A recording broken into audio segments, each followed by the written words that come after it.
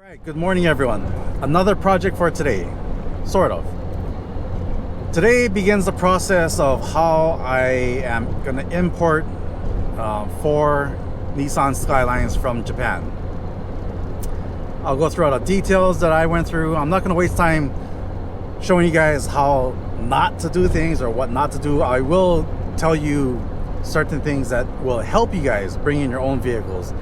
And I'll even show you the proper channels and the proper people to use in order to achieve bringing in a vehicle. Yes, you can import them on your own. If you are going to import your vehicles on your own, be aware that there are a lot of legalities behind it. It's not as easy as just figuring out, I want to get a Skyline, I want a whatever, you know, an NSX or an FD, an RX-7 or whatever. There's very specific channels to do things, especially with using other people to advertise and say, we can do this, I can bring your cars in, they can do the importing. To import a vehicle from Japan, one of the processes that you need to have, you don't need to, but to keep things legal, and that's a big keyword, to keep things legal and avoid penalties, avoid having your car seized and destroyed or even sent back to Japan. On the other end, to do it correctly, Japan requires that you have a licensed, authorized exporter and dealer on the Japan side. I do have such a person that can help you with that process, where they will find the vehicle for you, or if, like in my case, I found some vehicles, I wanted him to inspect it, they inspected it. They will handle all the federal documentations on the US side and the Japan side. Like I said, there are very, very strict rules about importing and exporting vehicles if you want to do it the correct way. If you're the type of person like me that just so happens, stuff happens, and I'm the type of person that just so happens the government decides to look at my paperwork, and then you know the rest, right? You're left in a pile of, you know what. Anyway, I am bringing in these vehicles to resell. I wanted other people to have the opportunity to experience these kind of cars. I am gonna be specifically stating and be transparent. These are the GTTs. These are not the GTRs. The GTRs will be legal for export from Japan next year in '99. The GTTs were manufactured in '98, so they are legal to come in. These are, I think one of them was an automatic that was converted. Here's the big thing. That one vehicle that was converted was inspected, authorized, and re-registered with the Japan government. The Japan government inspected the vehicle. Everything was to their satisfaction, and that's a big thing. A lot of these cars that are being converted are not re-licensed and authorized and have been inspected. Anybody can just swap over an automatic to a manual transmission.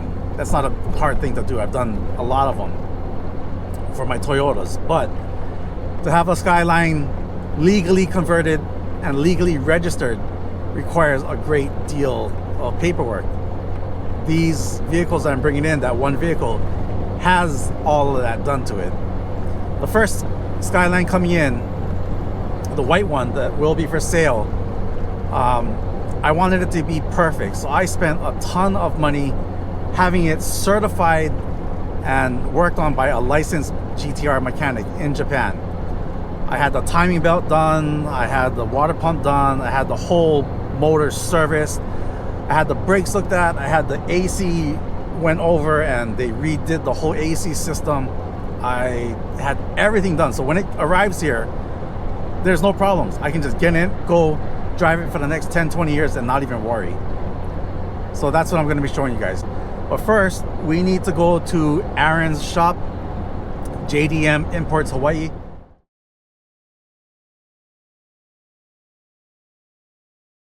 So Aaron is the original person that started this whole JDM import thing a while back. and he's still doing it till this day also. Like I said, do not be confused. This is not the other JDM Imports guys in the Kalihi area. Aaron started this company way before that other person. I'm not gonna get into the legal battle that's going on now.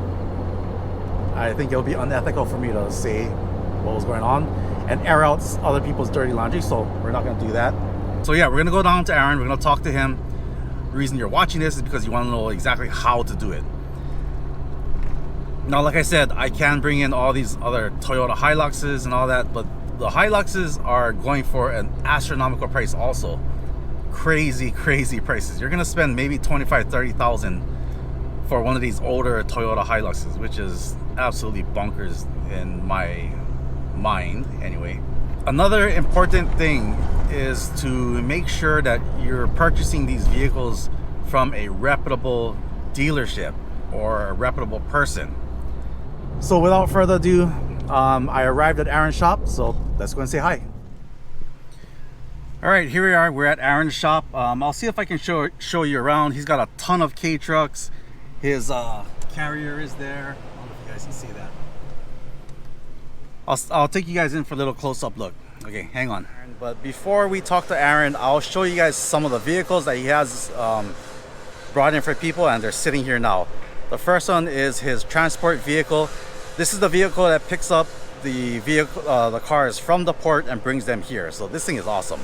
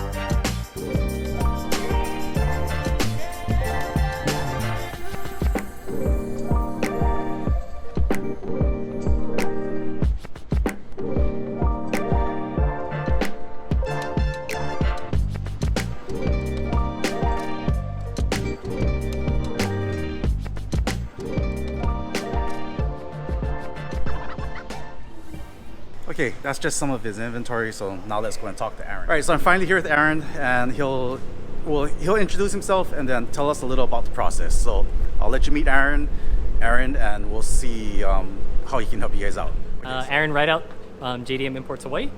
I've been importing these cars for about 5-6 years now, and I was one of the original importers of the mini trucks on island. All right, and some of the problems that someone could occur if you try to do this on your own without using a license or I guess a broker of some sort. Yeah. Well, there's a bunch of different issues that can happen. Just recently, actually, last week, I had a client bring in a vehicle and the manufacturer month was too early. So what happened was we had to get it moved to FTZ zone. And so there's extra storage fees that are involved along with penalties.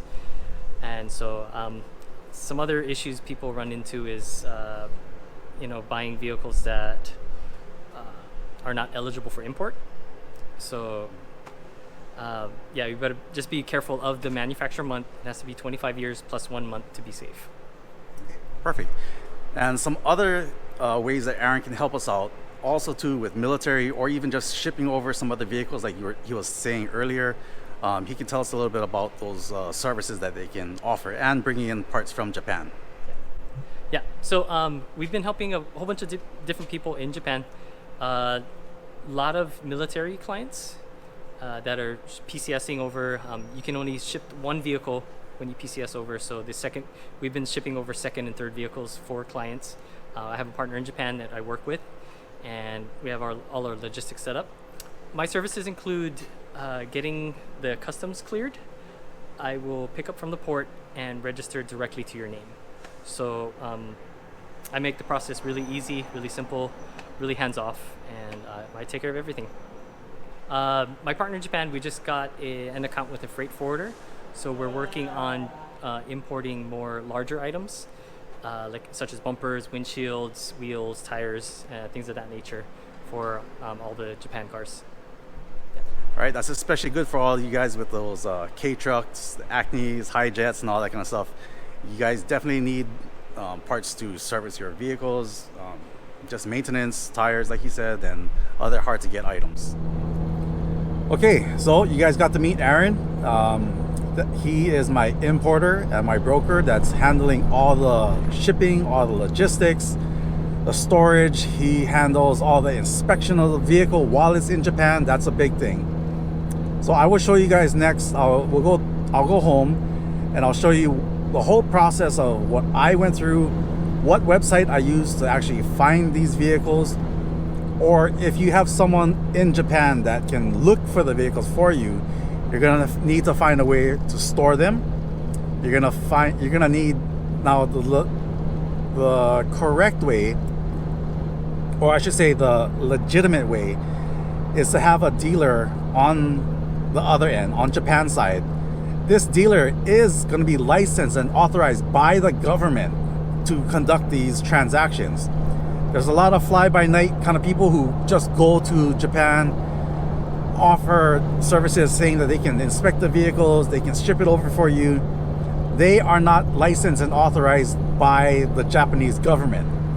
That's a big thing to be to have a business and be authorized from Japan to do these kinds of things.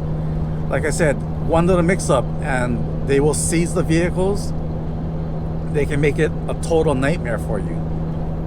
That's why you pay the money to have someone that knows the system, can fill out all the correct legal documents, who knows the vehicles themselves and can vouch for everything that's going on up there.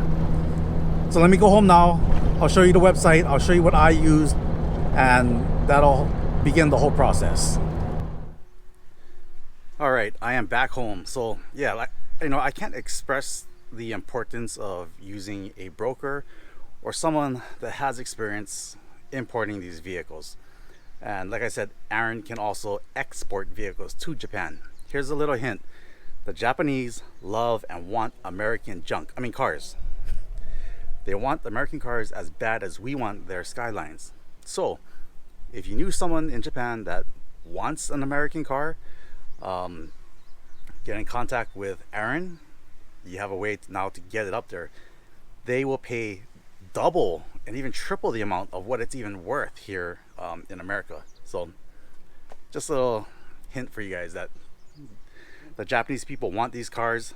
They have no access to it until now. So there you go. Anyway, next is time to I'll go in the shade where it's dark enough so you can see my computer. I'm going to turn on the computer and show you step by step what I did and the website that I used. There's a whole bunch of websites. There was one in particular I found that was a lot more user-friendly for me. Experiences may vary. Your friends may have better experiences or better luck with other sites. I'm just going to show you the site that I go to and the site that kind of helped me out because it was more user-friendly for me. And I'll show you how to use the conversion to convert it into US dollars versus Japan yen. I think the yen as of today is 130 yen per US dollar. A couple weeks ago or last month I think it was up to 150, 160. So it fluctuates. Even at the time of your purchase and when you pay for it, the yen could fluctuate and you'd pay a difference, whatever it might be at that time. So next, let me grab the computer, show you the website, and we'll get started on that. Okay, so first thing we're gonna do is open up a web browser, and you can use whichever one you want, it doesn't matter. And then we're gonna go to, where are we gonna go? We're gonna go to goo-net-exchange.com. This is gonna be the home screen. We're gonna go into the corner and tap on the home.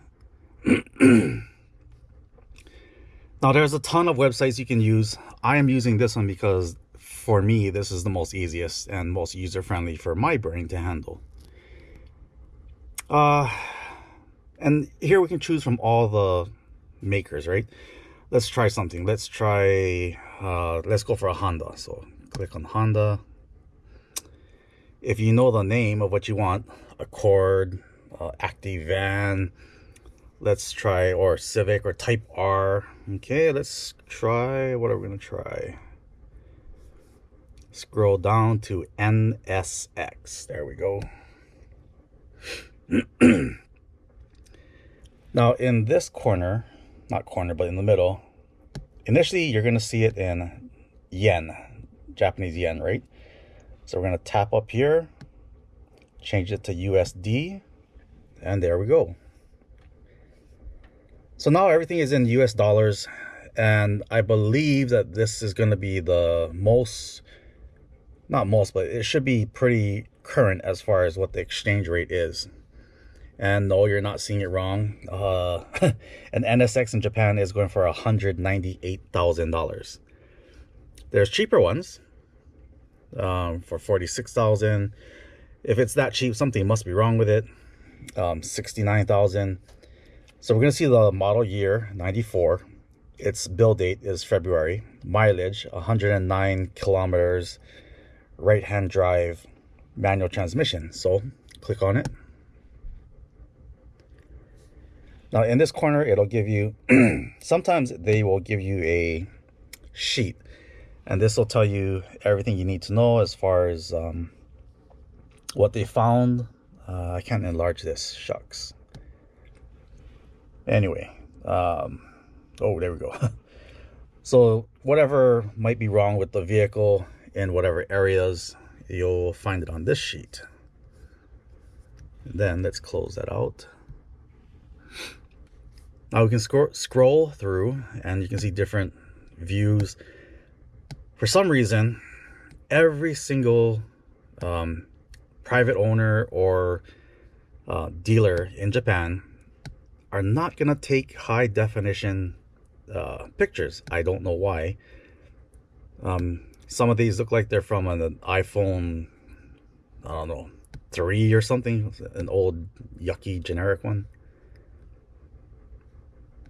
So basically, some of them will show you interior, exterior, and here you can find out more about the build year, color, if there's any repair history, if it was an accident. Now, repair history is not necessarily bad. That could be to the fact that it was repainted. The cars are 25 years old, right? Or it could be because they put a body kit on, right-hand steering, manual transmission, two-wheel drive. Okay, let's see what else we can find. And just for fun, let's see this, and I'll show you guys the GTRs. So we're gonna scroll down, go to Nissan, S for Skyline, then Skyline. You're gonna love this one when you see these prices. So GTR, right? R34. Okay, and these are accurate prices from even companies like Garage Defend, Top Rank. So the cheapest one is $94,000. Average price is about 170. Oh, this is a cheaper one, 108,000, but it has 150 kilometers. Ooh boy, 118,000. Oh, you guys are gonna love this one. This is a M Spec NER, $500,000. $500,000 for a Nissan. And of course we click on the bottom and see the pictures. Wow, Millennium Jade. This is a piece of work. Let's see the motor. There it is, the motor. That's what we want. So basically you'd look for a vehicle that you want, you'd write it down, and then you'd let us know, or let Aaron know, and Aaron will be in touch with Shane. It also says where these places are, whether it's a private owner, this is the provinces that they're in, you know, and it also will tell you about the actual facility or dealership that these cars are at. Okay. So you see, the actual process is really quite easy. If you don't already know where your vehicle is located or even how to start, email me I'll leave my information in the link below. I can help you get in touch with Aaron, and he can meet with you guys, or you can end up going to his shop and just kind of seeing what he has to offer. He's really low key. He's not into pushing his business or pushing anything else that, you know, other car dealerships end up doing. I did visit another car dealership. I think it was like Sky Auto or whatever it was, the other JDM person. Yes, it was a car dealership. So I just didn't like the vibe. I didn't like the way it felt. I just didn't like being treated or feeling like I was a piece of meat. At least if you talk to Aaron and deal with Aaron, he's a car guy, you know, at heart, and that's all he is. And he's just trying to help out people who want to bring in something from Japan or wherever. He's super knowledgeable about everything. Even if you don't want a car, and if you want just a little part for your Honda Civic or whatever, you know, a body kit or whatever, he can source things out in Japan with his contact Shane. Shane is an excellent businessman that's in Japan. He's been there for 20 odd years, 25 years, I think. Shane is, like I said, Shane is legalized. He's registered to do business in Japan. He's endorsed by the government of Japan and all that kind of stuff. So there's a lot of processes that goes involved to conducting business in Japan and exporting these cars. Shane does work directly with Aaron. So if you want, I can help you get in touch with Aaron. You can sit down and meet with him and see what he can do to help you guys out. I also forgot to mention that Aaron can also bring in motorcycles, mopeds, and all those other kinds of things. So for those of you who are into the moped scene or motorcycles or whatever, you know, he can bring those in. In fact, he has brought in a whole bunch. You may see them on the streets, and Aaron is responsible for bringing all those to Hawaii and registering it into your name directly. So that's pretty much it for this project. I think the car should arrive here roughly in about 10 to 12 days. The next video will, like I said, will be when Aaron gives me a call and says that the vehicle is here on island and it's time to pick it up. Like I said, we do have security clearance, and we went through all of that paperwork. And I'll take you guys along with me for a ride down to the docks, identify the vehicle. You get to see Aaron's crazy loader transporter thing. That thing is amazing if you see it work. And bringing it back to his shop, finishing up the paperwork, and finally driving it home here, where I will then need to drive it for a little while myself, because I'd like to experience it first before I go and sell the car. All right, so thanks again for sticking around, guys. A lot more is to come. I will see you guys in about a couple days for my next project.